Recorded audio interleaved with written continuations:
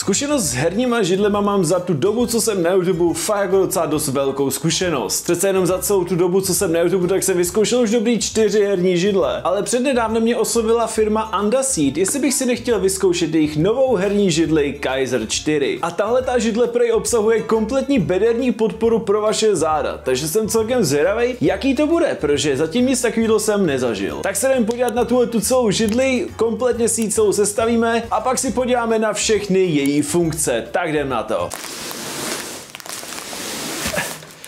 No a tak tady máme unboxing 38kg obřího balíku od Andaseedu. Jakože upřímně jsem mě fakt zvědavý, jak ta židla bude velká, protože už ten samotný balík je těžký jako svině a je to obří. Ale ani to nás tady smijou nezastaví od toho, abychom si to pořádně dneska užili. Tak jdem to otevřít.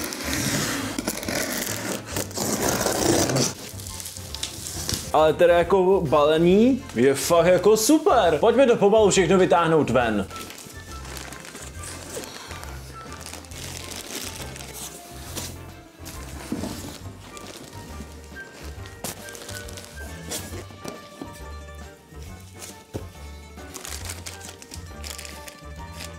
Tak krabice je prázdná momentálně, teda samozřejmě tady ještě nějaká vycpávka, ale všechny věci jsou venku. A tak si myslím, že se můžeme krásně konečně vrhnout na sestavení téhletý židle. Ale ještě předtím, než to teda dám dohromady, tak chci jenom podotknout, že teda musím říct, že má fakt jako mega hustý povrch. A hrozně zajímavě voní, ty kráso. To je snad poprvé v životě, co jsem si čuchal k židli. Aby jsme ale samozřejmě mohli začít, tak potřebujeme otevřít si tuhletu menší krabici, která byla v té obří krabici. V tomhletom boxíku bychom měli najít kompletní návod, co se týče sestavení této židle. A že teda je docela jako velký. Reálně si říkám, jak dlouho mi to kurňa bude trvat. V krabici dál samozřejmě najdete kolečka, který potom připevníme k židli ze spoda. Pak je tady teda spousta páček, který docela jako čumím, jak vypadají, jsou docela fakt velký. Samozřejmě tady máte i píst, který je potřeba ke každý židli, takovýhle. Sadu nějakých šroubů, která musím říct, že je docela hustě obrandovaná, že už tam reálně máte právě to jejich logo. A to je cca všechno, co z této krabice momentálně teďko najdem. Takže já jdu konečně nalistovat momentálně návod a jdem se podívat na to, kde začít.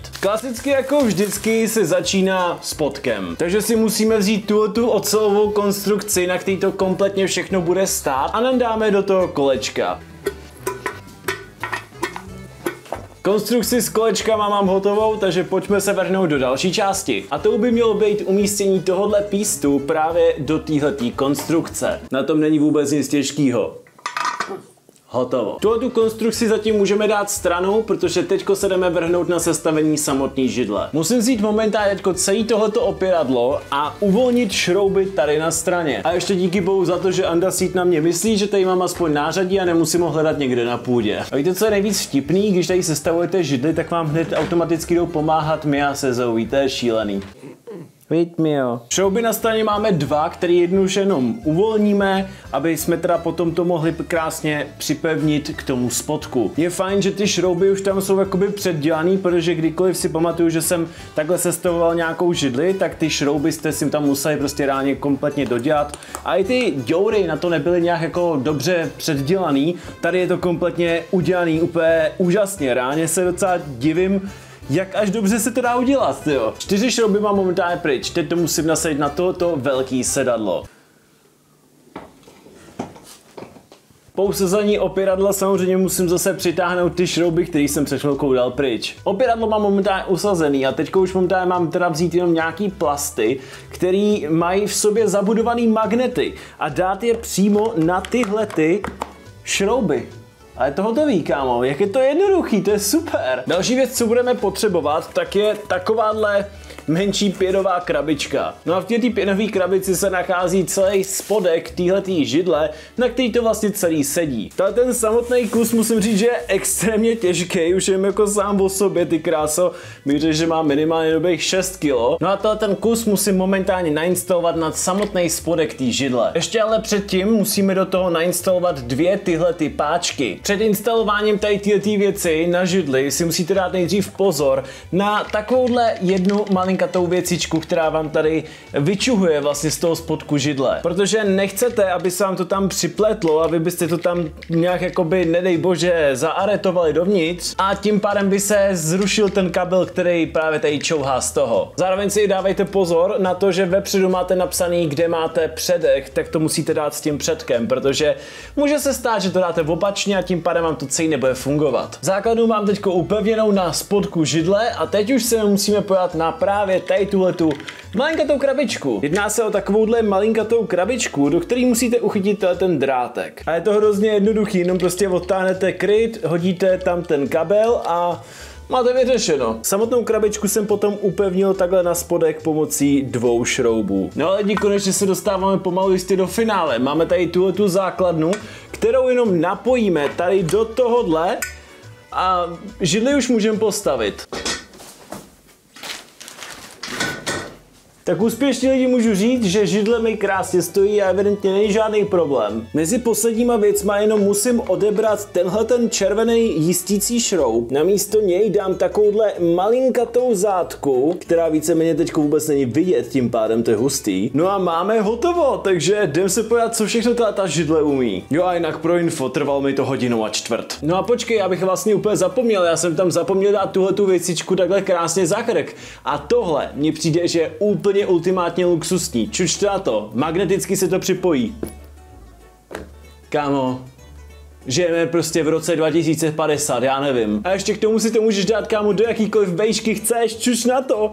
Až takhle nahoru můžeš si to dát kam chceš, anebo to prostě dát do hajzlu. Tohle je ultimátní upgrade, ty kráso, herních židlí, to je super. A dokonce se uvnitř nachází i chladivý gel, což bude ideální na letní počasí. Sestavenou židli máme i teda s nákrčníkem, který je fakt úplně peckovej. A tak si myslím, že je nejvyšší čas na to, abychom si ukázali kompletně všechny funkce, co má tahleta židle. A že jich není málo. Začal bych věcí, kterou mi přijde, že má skoro každá herní židle na trhu, a to je to, že si můžete sklopit sedadlo až do 160 stupňů. Co ale už je novinka na této židli, jsou speciální 5D opěradla. U těch opěradel můžete jít nahoru, dolů, doleva, doprava, dopředu, dozadu, do stran, anebo celý předek můžete prostě jednoduše si hodit nahoru nebo do nějaký určitý jiný další polohy. Tohle jsem nikdy v životě neviděl u žádný jiný židle, že by to mělo tolik funkcí to opěradlo. A bude to opravdu zajímavý otestovat, protože reálně já jsem třeba ten poslední prvek fakt jako nikdy v životě neviděl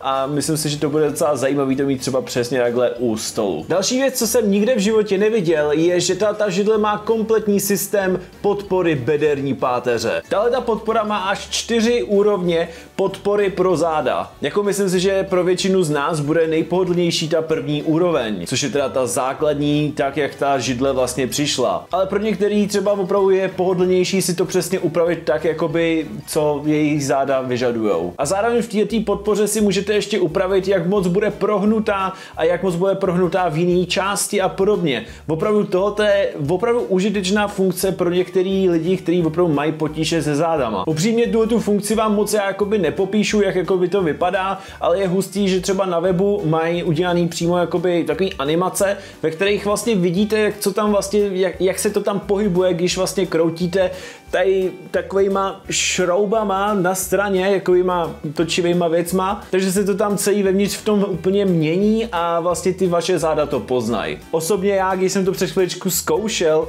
točit to tam tady nějakým tím šroubem, tak fakt jsem to jako poznal, že opravdu tam přejíždělo něco nahoru dolů a úplně se to upravovalo dle mých zad. Tohle je fakt jako neskutečný upgrade, jako tohle jsem fakt nikde neviděl. Další věcí, co ještě ta židle umí, je taky samozřejmě věc, kterou umí většina herních židlí na trhu, a to je taková ta funkce, jestli vlastně se chcete houpat anebo nechcete houpat. Já většinou se chci houpat, protože mě je to strašně vždycky příjemný se prostě na té židli kinklat furt neustále.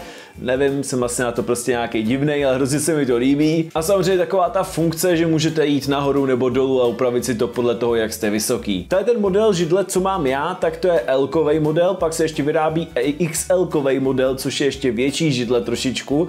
Tak momentálně je doporučovaný pro lidi 150 až 180 cm vejšky. Já mám sice 187 cm, ale musím říct, že už jak na tom sedím, tak mi to úplně bohatě vyhovuje. Protože jak tady na to koukám, tak zrovna kdybych si objednal tu XL-kovou verzi, tak ta je pro 181 až 210 a tam bych se trošičku bál, že to bude pro lidi, kteří jsou až moc vysoký a tím pádem by to pro mě bylo až moc prostě, jo. Tak či tak tohle byly funkce této židle, ale co ještě musím podotknout nebo vypíchnout u této židle je ta tkanina, na který, kámo, sedím. Reálně ta židle je vytvořená z tkaniny, která je otěru vzdorná a zároveň i špíno odpuzující, říkám to správně? Prostě se špatně zašpiní, a což doufám, že to vysvětluju správně. A jinak je super, že ta židle je prej dělaná z paměťové pěny. Takže byste neměli vůbec mít žádný prosezeniny. Co bych ale ke konci docela rád ještě vypíchnul, co se týče té židle, takže ta židle je postavená na kompletní ocelové konstrukci. Možná taky kvůli tomu je docela dost těžká, ale myslím si, že když ta židle je i stavěna na té ocelové konstrukci, tak to znamená, že něco vydrží. A ještě jako poslední věc, co si myslím, že stojí za zmínku, je, že ta židle má záruku 2 roky jako klasický produkt, ale má i možnost prodloužený záruky až na 5 let, což už něco značí. A co ještě víc šílenějšího je to, že rám téhletý židle má dokonce doživotní záruku. Takže když se vlastně vám rám téhletý židle třeba poškodí po 10 letech, tak stejně dostanete novou židli, což mi přijde úplně crazy. Tak či tak, ale myslím si, že tohle je cca všechno, co se týče téhletý židle, co jsem vám jako o ní všechno chtěl říct. Já moc děkuju Andaseatu, že si mě vybrali na recenzi, co se týče téhletý židle. Já jsem z té židle úplně nadšenej, ta židle je úplně totálně něco jiného, než co jsem já byl doposavad zvyklý, co se týče herních židlí jakoby k počítači. Jsem docela dost zvědavý, jaký to bude na ní sedět třeba, já nevím, pár hodin, jo, teďko momentálně na ní sedím třeba cca hodinu, že jsem tady na ní testoval všechny možný ty její funkce a jsem docela dost zvědavý, jakoby, jak se mi na ní bude sedět, když budu třeba tohoto videjko stříhat. Tady třeba se můžu teďko objevit Venda z budoucnosti, aby vám řekl, jak se mu sedí na této židli, když to zrovna stříhá. Ty kráso, fakt jako nemůžu si vynachválit. Jde krásně prostě vidět, že Andaseat, co se týče herních židlí, prostě umí. Není se vůbec čemu divit, když vlastně ta firma dělala v minulosti křesla do aut značky Mercedes nebo BMW. Tam už prostě víte, že ta firma má něco za sebou a ta její konstrukce těch židlí prostě bude na jedničku. Takže jak už jsem říkal v průběhu videjka, dole v popisku videjka máte odkaz na tu židli, mrkněte se když tak na ní. Já doufám, že se vám toto videjko líbilo, pokud jo, like a my se uvidíme když tak někdy příště u nějakého dalšího jiného videjka. Nebojte se, snad už na tomto kanále budu konečně se znova vydávat nějaký videjka. Vím, že tady dlouho žádný videjko nevyšlo, takže jo, snad se konečně vracíme zpátky. Co bychom mohli vydat příště? Minecraft? Konečně ten Dinocraft? Už bychom se k tomu konečně mohli dokopat. Tak či tak, mějte se a uvidíme se někdy příště. Zatím čus.